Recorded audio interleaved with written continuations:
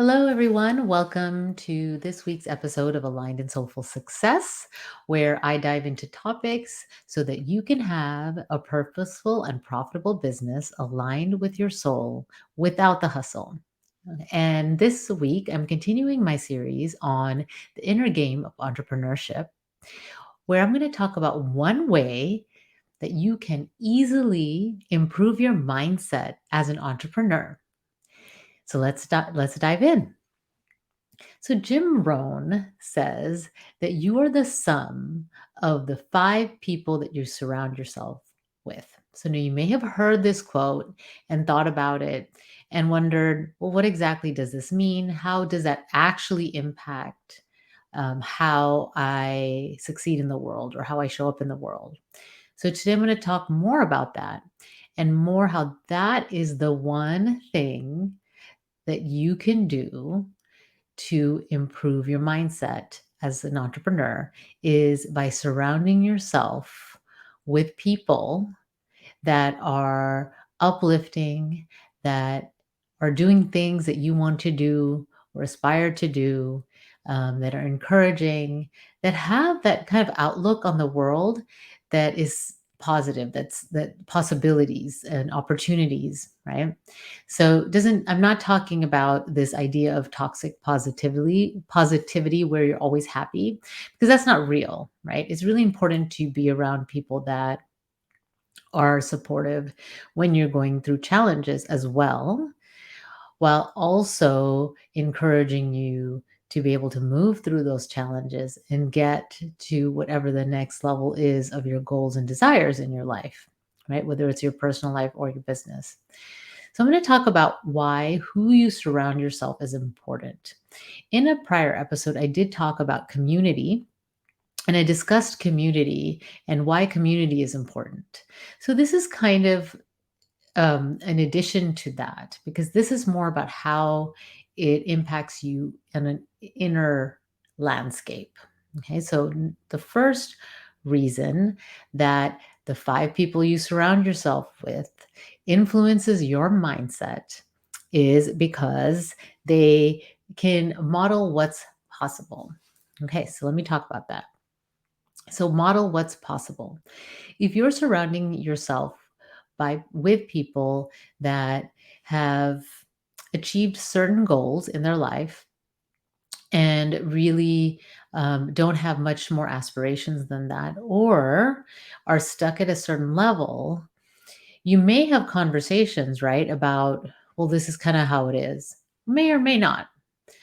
But oftentimes, our subconscious mind will pick up on what is actually possible for me, right? So when you see people that have a level of success that you desire or have something that you would want in your life, you can go into jealousy and comparison and envy, or you can say, well, get inspired by it and actually say, well, how can I do that for myself? How can I create that for myself? Or you can also say, well, that's possible for them, and list all the reasons why it's possible for them and not possible for you, and just stay where you are. You can make excuses for why that's not possible for you, right? And we can convince ourselves of anything, really, right? Our brain will look for evidence of whatever we want to believe. So if you're surrounding yourself with people that have moved forward, have created some things that you want to create as an entrepreneur, have created businesses or are working toward those businesses, it can be an inspiration to move you forward, because you see that it's possible. And when they're the people that you spend the most time with, then there's the idea that, okay, it feels more tangible, more attainable, because it's the people that you surround yourself versus someone out there, right? So if you were looking, let's say, not to be cliche, but if you were looking at, say, Oprah, right? Then if you looked at her, there could be a sense for a lot of people that, I don't hang out with Oprah. She achieved that level of success. That's just not possible for me. So it's so far from where you're at. That also creates a sense of it's not possible.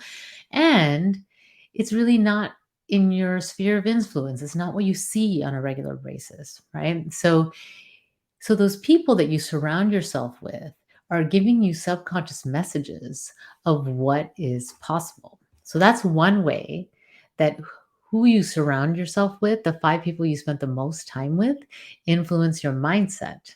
Okay. And so the second thing is beliefs. What do you believe about the world, about what's possible, about your business, about raising kids? If you're raising kids, what do you believe? Do you believe that you're at the mercy of everything around you? What are your beliefs? So, our beliefs come from our conditioning, and that conditioning comes from our experiences in childhood. It comes from what we fill our brains with on a regular basis. And it also comes from our community and our surroundings. So if you look at the community you grew up in, the people you grew up with, the beliefs that they have, that is most likely what you believe as well. And the thing with that is, we think the world is that way. Unless we work to uncover those subconscious beliefs, we just think that's how the world is. Okay, if you are willing to do the work to uncover those beliefs and that conditioning, then you're able to see that, oh, that was just something that I learned. The world doesn't have to be exactly that way. I've made decisions on how I'm going to show up and what's possible for me based on all that conditioning, right? And so what we tend to do is believe something, find evidence that that is true, and then pick people that have similar beliefs that we do, right? So it's like a confirmation loop, okay, that we create for ourselves, and then we believe that all of that is true. So if the 5 people that you spend the most time with, that you surround yourself by, believe certain things, and you believe those same things, the chances of you moving past that are small unless you do some work, right? And then you may feel the desire to shift who you spend the most time with. Okay. So that is another reason that shifting your mindset by the people that you surround yourself is a step in, I would say, an easier step to improve your mindset, because it happens subconsciously. It happens by just listening, by just the conversations, right? So that's why I say and use the word easily. Okay. Okay. And then the other thing is the topics that you talk about. What are the topics that you talk about when you meet these people? So, the people that you call the most, the people that you spend the time with, what are the topics of discussion? Do you talk about the news? Do you talk about what you're working on and the excitement of that? Do you talk about your children? Do you talk about how bad the world is? What is it that you talk about? Okay. And so the topics that you talk about with the people that you surround yourself with are also influencing your mindset, and they're influencing consciously and subconsciously. Okay. So then, if you're saying, well, these are the people that I know, I've worked on my subconscious mind, I know this conditioning, maybe you can change the dialogue in the 5 people that you spend the most time with. Change the topics. Change it to the topics that can help all of you grow and be better versions of yourself, right? What are those topics? What are the things that you want to talk about? Right. And you can bring those, and you can be the influence on your group. And then they can take that, and then they can bring more things, right? More ideas, more insights for you. So the topics you talk about with these 5 people are going to influence your mindset. Okay. And the next thing, right, is the fourth thing is how you spend your free time. Okay, so most of us have responsibilities, we have businesses or work, and then we have free time. So, how do you spend that free time? Most likely with some of these 5 people, right? And so, what do you do in your free time, right? And then, of course, we talked about what do you talk about when you do these things, okay? So, I'm curious, Have you thought about what you spend and what you do during your free time? And is it something that you value really? Is that how you really want to spend your time? Or is it something that you've just always done? The people that you hang out with will influence how you spend your free time. So asking yourself, is that the way I want to spend my time? And how you spend your free time is then filling your brain with more information, right? And then influences your mindset even more. Okay, and so then the fifth way that the people you surround yourself influence your mindset is how they view entrepreneurship. How do they view entrepreneurship?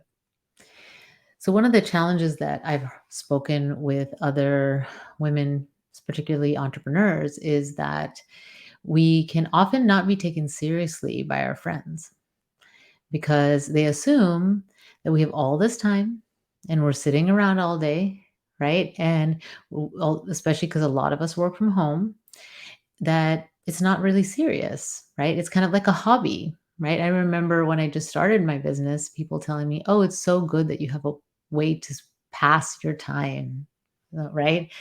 And sometimes some of our friends, they mean well, but they don't understand this journey and can often be um, an influence to for you to question why you're doing this. Okay. And so it can be the sense of isolation because you want to talk about something going on in your business, but you're not sure if they would understand, or you talk about it and they actually are really not interested or not really, they really don't really get it, and so there could be a lot of challenges if you're an entrepreneur or choose to cultivate even an entrepreneurial mindset, but the people around you don't have that. Okay.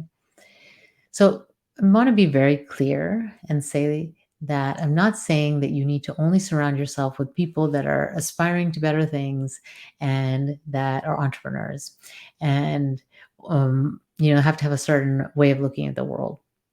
What I'm saying is, who do you spend the most time with? And if the people you spend the most time with, be honest with yourself, are not living the ways that you want to live, don't have the same values necessarily that you have, or even or have the things that, working towards or have the same kind of outlook on life, the way that you want to see the world, then I'm wondering if it would be beneficial to start to open up that your circle to include more people that are working towards similar things that you have. Okay. And that's the value of the people you spend the most time with, right? So you keep your friends. I'm not telling you to leave your friends. Telling you to make sure that you're spending a good amount of time surrounding yourself with people that are going to lift you up, that are going to inspire you to move forward and be better. Okay. And I'm just going to review the 5 ways that the top 5 people that you spend the most time with influences your mindset. Okay. And how you can easily change that by starting to surround yourself with people that are where you want to be. Okay. So, one, they're your model to see what's possible with those people. 2, the beliefs that you have as a group of what is acceptable, what's normal, beliefs about the world and how the world works. 3, the topics that you discuss together. 4, how you spend your free time. And 5, are they entrepreneurs? And do they understand your journey? And are they supportive of entrepreneurship, even if they're not on the entrepreneurial journey? And so, if you are not surrounded by people that are encouraging and positive and all the things that I mentioned, that will influence your mindset. So, the way that I'm recommending for you to influence your mindset easily is by surrounding yourself with people that are, in those places that you want to be and believe what you want to believe. And so, I would love to hear from you. What did you receive from this episode? I'd love if you could send me and contact me with one takeaway or one action that you're going to take with surrounding yourself with people that lift you up. And so, in the spirit of the number five, I have a free gift for you. So, if you haven't received this gift, it's really valuable. And it's in this guide, I talk about five common mistakes that empathic entrepreneurs make that keep them playing small. And I really go into that. And I also talk about the solutions. It's not just about the mistakes. So you will receive something of value. I will have the link available in the show notes so that you can receive that gift. Until next week, take good care. Bye.